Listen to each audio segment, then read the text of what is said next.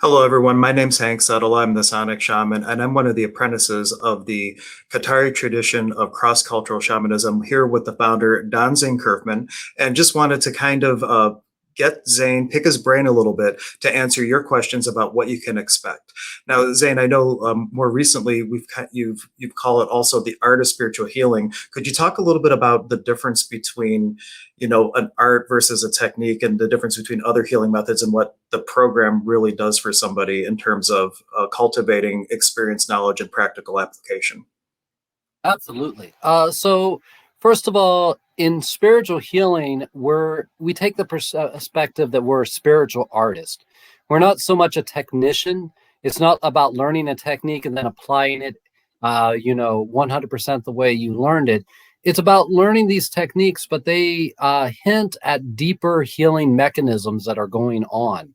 So we're learning how to actually tap into those healing mechanisms, and we have to take the view of a soul-inspired artist. So it's free and it's open, and of course, the base of it all is play. We have to come into it playful. We have to approach it as we would as a child playing, and that brings a lightheartedness. That brings an increased energy vibration into the work that you're doing. And it helps you to bridge the gap between the sacred and the mundane. Because really, it's the spirit that's doing the healing, not you. You're an instrument in it all. And that's what you're learning is the art is actually how do I stay in the flow of this energy vibration to allow it to move through me, to allow it to do the work that it needs to do. And I love the word artist or the art because with art, it's a very freeing type of thing. And I've been through the program now for three times, and I think I've been studying with you for nearing a decade. And a lot of times when students come in, when they learn the initial protocol, we hate calling it a protocol because it really is a freeing type of thing, not to get locked into that, using that as a baseline, but then giving yourself permission to kind of follow your own intuition and your own knowing and working directly with the spirits. Yeah, so these techniques are ancient. They've been passed down in my tradition since time immemorial. And just because of that, anytime that you do a ritual the same way over and over again, it creates what I like to call a morphic field. And that morphic field surrounds the practitioner. And because they're doing this technique in a particular way, the spirits of the lineage, the spirits of the old medicine people, they recognize it and they lend their energy to it because they understand what's going on. But in the end, it's really to develop a quality within yourself so that you can wing it, so that you can actually be in the flow because the universe, it actually rewards creativity. It rewards original thought and original movement. So we start with the protocol because they've been done a certain way for so long and they have a magical field around them. And someone just doing that procedure, even if they don't know what they're doing, just them following the protocol will produce the effects that we're looking for. But as they get deeper into it and they start to develop their own spiritual senses, because that's just a stepping stone. It's like your training wheels. Okay, so you got your training wheels on, but eventually, once you've built up the skill of riding the bike and keeping the balance, you're going to start to take the training wheels off and you're going to start to apply your own creativity, your own uniqueness into the work that you're doing. And that's amazing. That's when you have the power of intention. Now, there's nothing wrong with people just learning these techniques and practicing them exactly as they're taught forever. They'll always have power. But there's something that happens when you learn to get into the dance. It's like dancing with a partner. Healing is like a dance or making love. You're actually playing off of each other's energy and you're learning how to move it, and you can feel where the imbalances are. Until you've developed that ability to truly feel the imbalances and to trust yourself, then you follow the technique. Now, one thing that I think is important to mention, because we're calling it the art of spiritual healing, not everybody who's taken the program in the past is actually a healer that works with people. This is also a lot about self healing and self empowerment. Isn't that right? It's absolutely correct. And healing's a big word and it means a lot of things. So every person who comes into the course, you're stepping into an ancient tradition. And that ancient tradition teaches healing through the path of the wounded healer. And that means that we all acknowledge that we're wounded, we're broken, we have things wrong with us. And as we enter into the program, we bring those things up. The only way to learn to heal is to be healed. Because until you heal your own issues, you're going to project them onto your clients. You're going to project them onto those that you're reading for, those that you're trying to help. And though you may be able to help them a little bit, you're really only trying to help yourself. Once you wake up and you realize that those wounds are yours and you can heal them, then you're able to meet that other person, your client, on their level, and you're able to see the divine beauty that's in them, not the broken person inside. And that's where the magic happens, because when we can see that divinity within them, even through whatever they're going through, we can help them refine that divinity. So it doesn't. So some people come into this course and all they're doing is healing themselves. That's all they need to do. That's what the course is for them. Others want to develop as a spiritual healer, mentor, and visionary. They want to help others the same way that they're being helped. And that's taught also in the course. But it's really about finding your uniqueness and growing what's unique and special, and what your unique gifts and talents are. That's really what it's about. And before I ask the next question, just to give some frame of reference, Zane has studied in Peru many, many, many years and has now put together this 9-month program that is the art of spiritual healing. And people might look at that 9 months and think, wow, that's a really long time. In the grand scheme of things, compared to how much time it took you to learn these things, it's a very short amount of time. Could you speak a little bit about that 9 months and entering into it? How do they shift and change, and why 9 months? Why not break it up over a couple years? 9 months is kind of a sweet spot based on our experience. Could you talk a little bit about that and why that time commitment is really streamlined for the most potent growth possible in that time period? Well, it just as you said, potent. We're focusing on it for 9 months. So we're focusing, and it takes about 9 months to a year to actually move through a lot of your own issues, to discover your limiting beliefs, to discover them not as the belief itself, but the energy vibration that it brings into your world, and how that energy vibration is being projected out to all the people around you, and they're reacting based on it.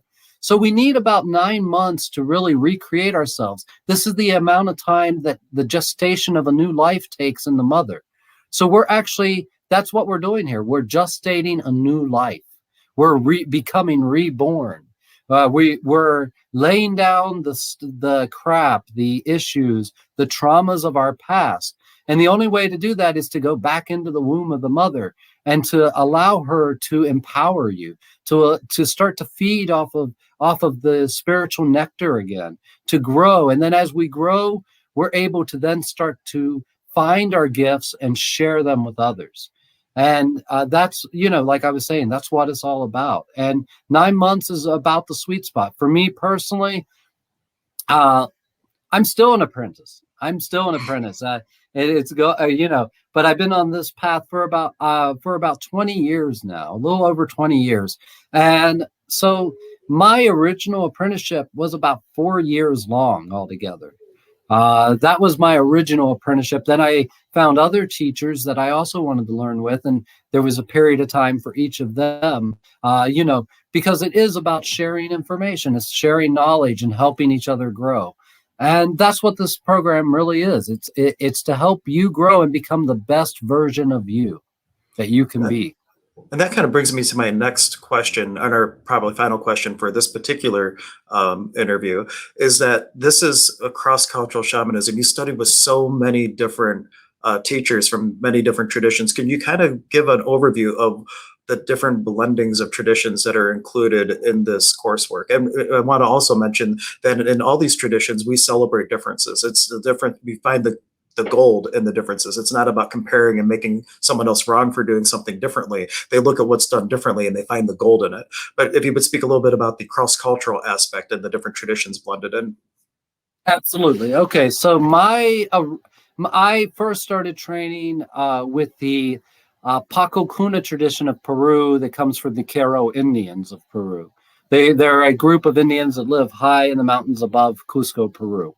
And that is the Inkari tradition of the Paqo Kuna.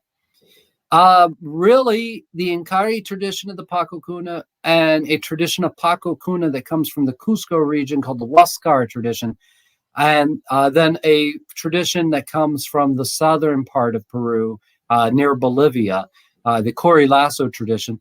Those three traditions are blended together because they're not necessarily separate traditions. They're just three different areas of Paqo Kuna.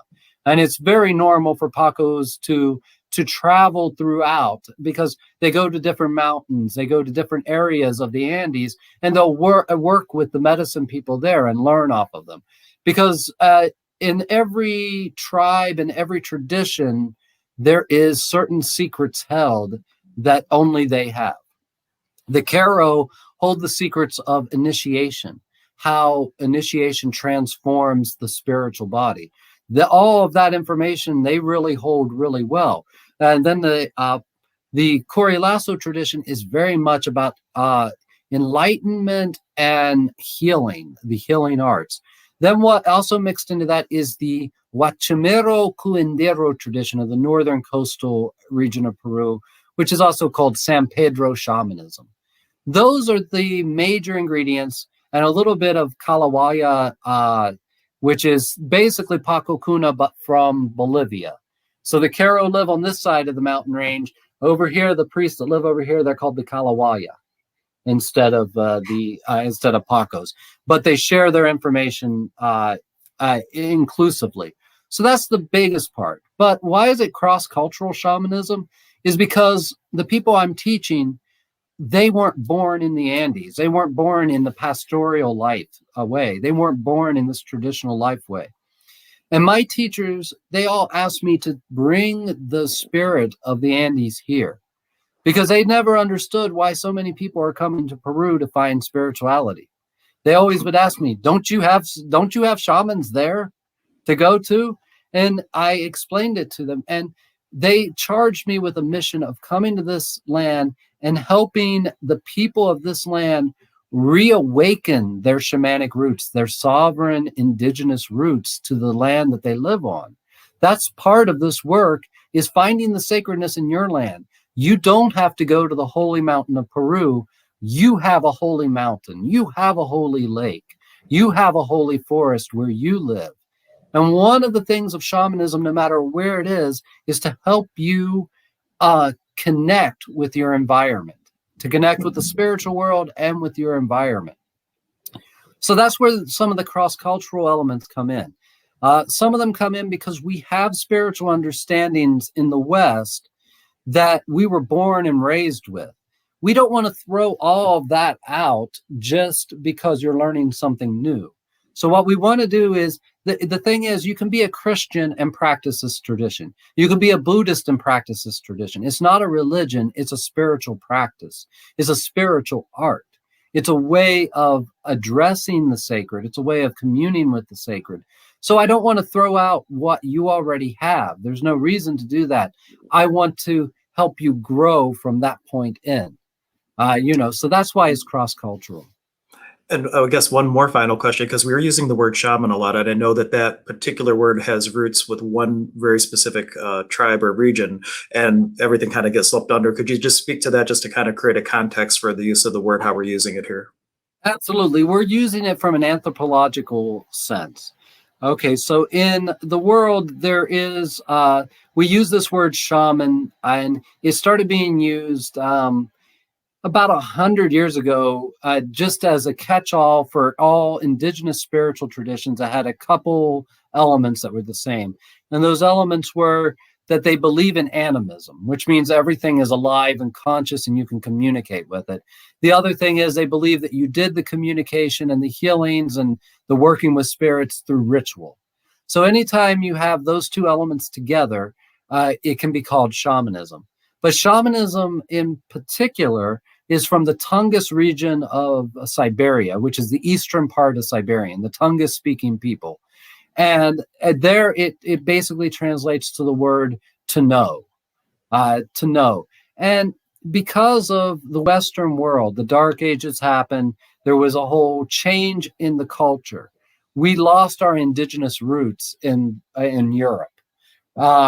So when those Europeans, the church clerics from Russia and some Dutch travelers were in Asia, were in the eastern part of Siberia, and they were trading and working with the people there, they noticed these spiritual practices, these extremely ritualistic spiritual practices, what we would call mediumship today, where spirits would come in and talk and tell you what's the cause of the illness, or what's the cause of misfortune in someone's life and how to remedy it. And the magic would be done. They saw that for the first time since the Crusades. They saw it in Siberia. And the word there was basically shaman. It was pronounced a little differently, but shaman. So when they came to the New World, they saw practices that reminded them a lot of those practices from Siberia. So they started calling New World spirituality shamanism. Then from there, the anthropologists got a hold of it 100 years or so back, and they started using that to describe all traditional spiritual practices. And one of the other big differences is it means there's no revealed scripture. It means that you're learning to connect directly with the divine and get your information directly from the source rather than from a scripture or from a book of laws. Perfect. Thank you so much, Zane. Before we end this particular interview, was there anything else that you were hoping to say that we haven't asked, or any final parting words for the viewers? It's all about life, and it's all about love, and it's all about learning to be the best you can be.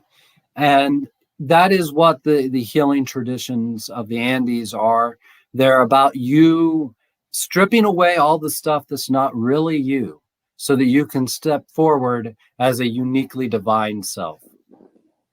Well, thank you so much, Zane, for your time today. Hope everybody enjoyed the interview. You can look forward to more. If you want to find out information about the upcoming apprenticeship, in the description, there are links so you can get all the information that you need to start stepping into your potency and finding your unique voice in this world through the program that Zane has constructed for us. Thank you so much, Zane. Thank you.